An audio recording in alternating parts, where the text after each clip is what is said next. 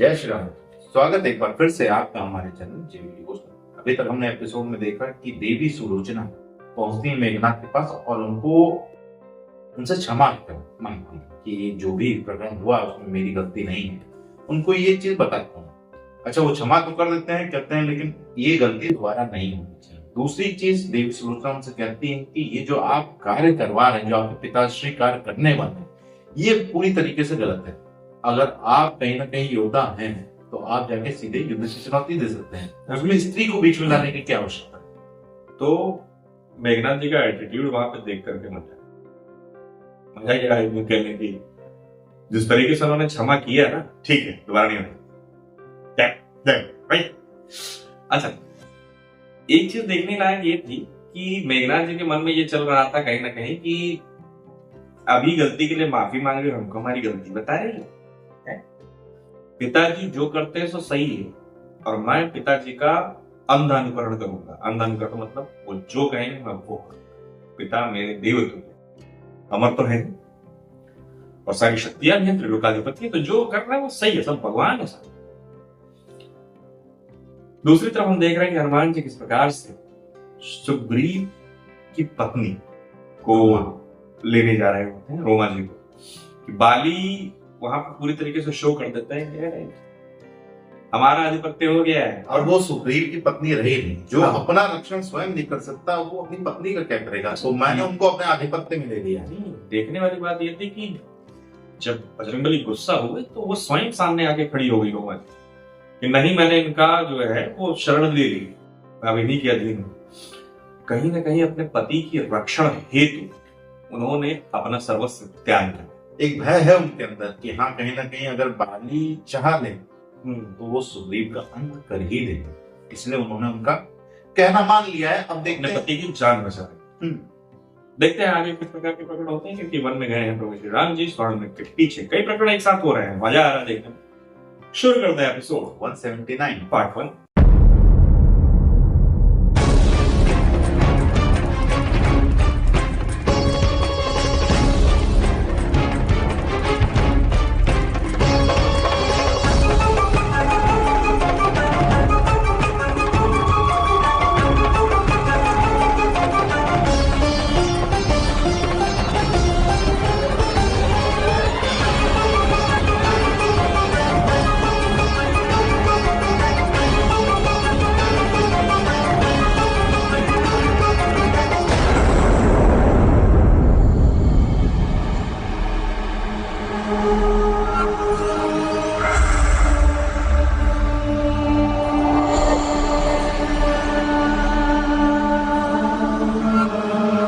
यदि राम ने मुझे पकड़ लिया तो मेरी योजना असफल हो जाएगी।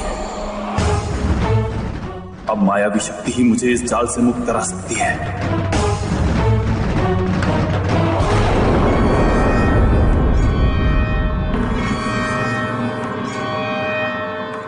यह अवश्य कोई मायावी असुर है जो स्वर्ण मृग का रूप धारण कर हमें छलने आया है, और ऐसा करने के पीछे अवश्य इसका कोई ना कोई गुप्त उद्देश्य होना चाहिए।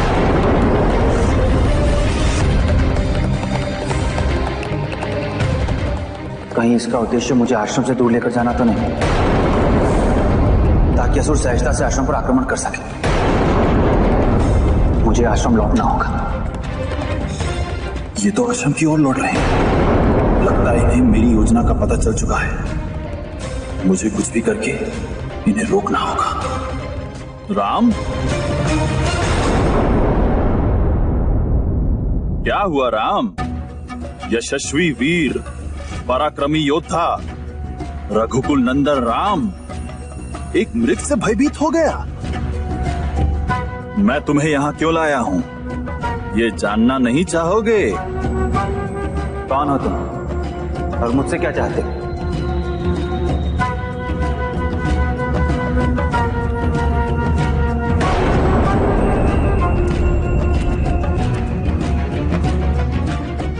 उधर आश्रम में सीते की रक्षा के लिए लक्ष्मण पूर्णतः सक्षम है, किंतु इस मायावी का रहस्य जानना अत्यंत आवश्यक है। ये संपूर्ण पंचवटी के लिए घातक हो सकता है। रुको।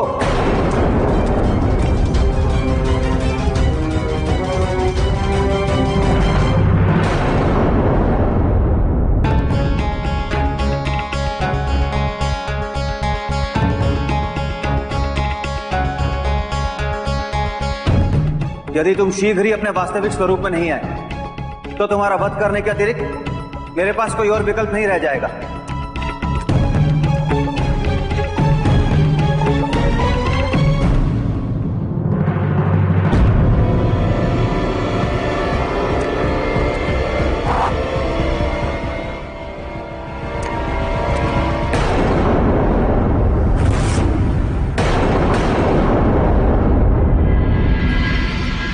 हनुमान कहाँ रह गए तुम? सब ठीक तो है? रोमा किसी संकट में तो नहीं? पर मैं इतना व्याकुल क्यों हो रहा हूं? हाँ, अब हनुमान गया है तो सब ठीक होगा। वो रोमा को अवश्य लेकर लौटेगा।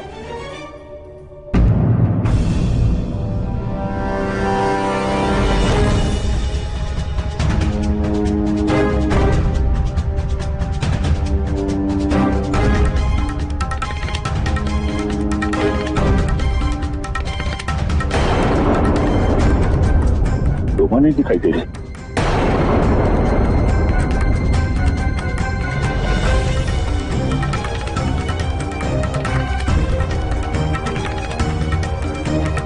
हनुमान,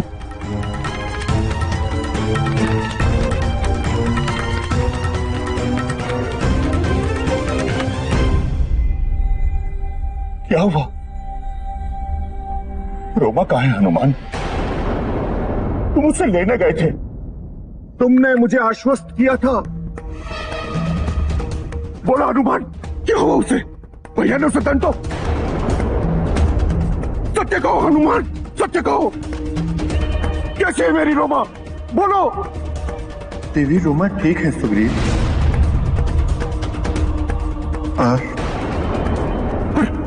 पर क्या? बोलो हनुमान। बाली के भय ने देवी रोमा की आत्मा पर अतिक्रमण कर लिया।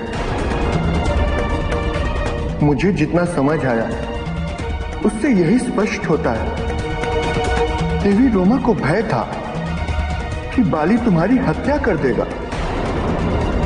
बाली ने तुम्हारे प्राण ना लेने के लिए देवी रोमा को तुम्हारा परित्याग कर उसे अपना स्वामी स्वीकार करने के लिए विवश कर दिया।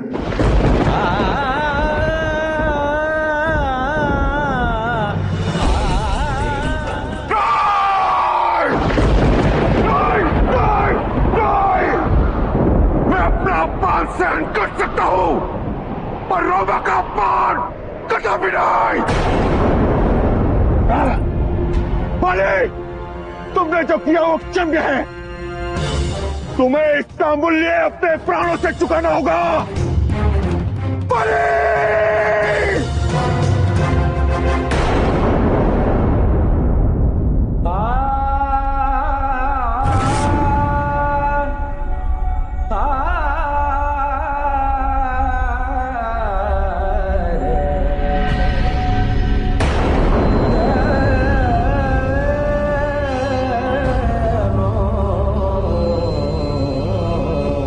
शांत हो जाओ सुग्रीव।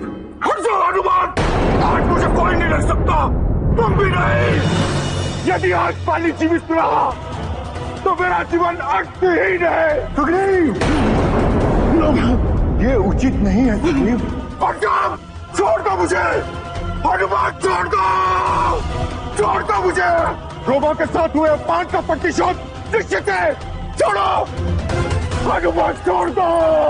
सुग्रीव,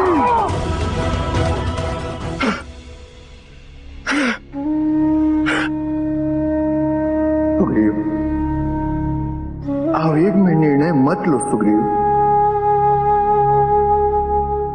शांत मन से सोचो, अपना क्रोध त्याग कर।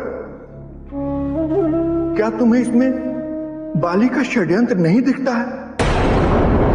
वो जानता है कि तुम ये बात सुनकर अवश्य उससे युद्ध करने ऋषिमुख पर्वत से बाहर आओगे।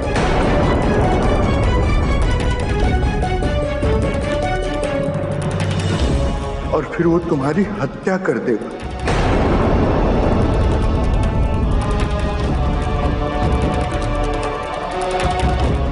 मुझे अपने प्राणों की कोई चिंता नहीं है।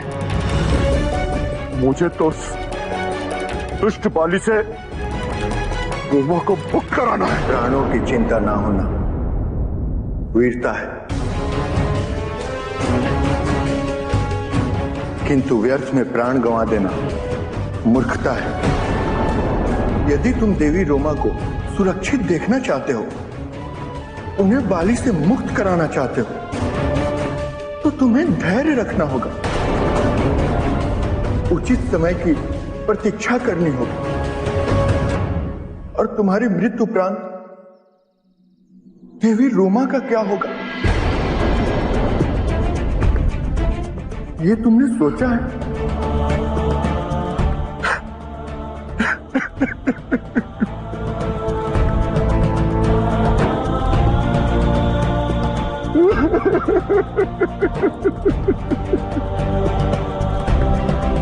संसार में मुझसे अभागा कौन होगा? राज्य छीन लिया, परिवार छीन लिया, अब मेरा प्रेम भी।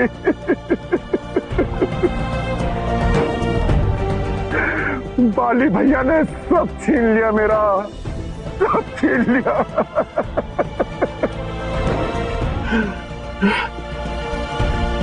उठो सुग्रीव,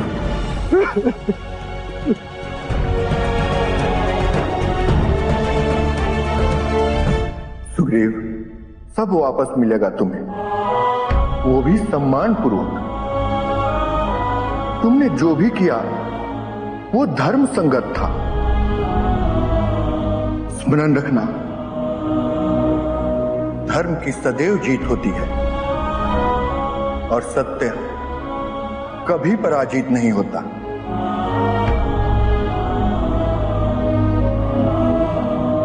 अब मैं जीवित हूं तो रोमा को बाली से मुक्त कराने के लिए, और उसके पश्चात बाली के अपराधों का दंड देने के लिए। से आपने बात सुनी कि इस वक्त इस संसार में मुझसे अभागा कोई नहीं।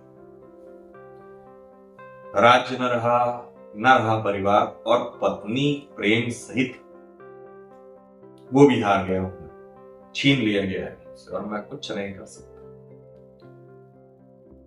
आवेग में फैसले नहीं लेने चाहिए, आवेग में कोई भी निर्णय नहीं करना चाहिए। जैसा कि बजरंगबली ने स्वयं सुग्रीव का मित्र होने के नाते उनको रोका, उस आवेग से रोका, उस आवेग में लिए जाने निर्णयों से रोका।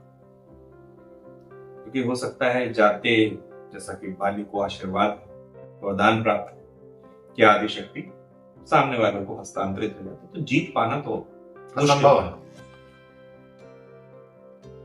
अभी जीते जी उम्मीद है कि कभी न कभी रोमा अपनी पत्नी को मैं आजाद करा लूंगा, लेकिन मृत्यु पर कैसे करेंगे आप सुग्रीव जी?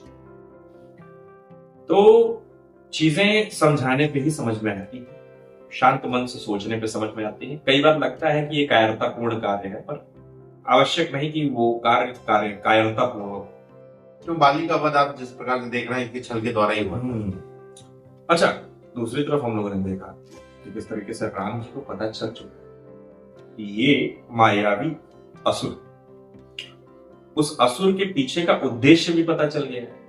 उद्देश्य अभी भली भांति नहीं जाता। हाँ, उद्देश्य ये पता चल गया है, मुझे यहां से दूर करना, लेकिन इसके पीछे का क्या, उसके बाद वहां क्या होगा ये नहीं पता। तो अभी उन्हें अटैक की प्लानिंग ही लग रही है कि हाँ आक्रमण करेंगे, और जैसा भी अटैक हो उन्होंने लक्ष्मण जी को तो छोड़ ही रखा है, तो निश्चिंत है।